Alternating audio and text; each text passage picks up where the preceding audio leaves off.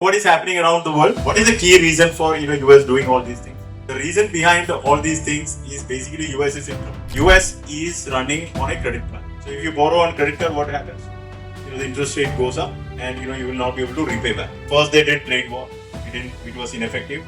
Then they attacked Venezuela, now attacking Iran, and they want to control the energy basket. That's the only way other countries can be controlled is what US is thinking, but that also might fail. After these whole incidences, if you analyze and think, we understand that the energy prices are going to be higher than what it used to be. Last 5 years, inflation in US in March 2020 almost touched zero. From there it went to 3%, and US interest rates from 0% moved to almost 4.5%. Having worked in a corporate treasury, I can tell you that these are all very, very big changes, and which is very difficult to digest. So it is a very uncertain times we are in. This kind of oil price hike and also the growth slowing down situation was there in 1970s before my birth.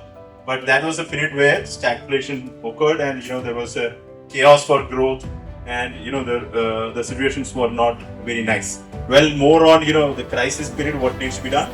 As a fund manager, what I do, I look at whether the valuation is right. Is it the right time to buy? That is something which I keep looking at. Which segment of the market is looking attractive? Which asset class is looking attractive? All these things become my consideration, and therefore think in bit long term. When I say long term, it's 5 years and above.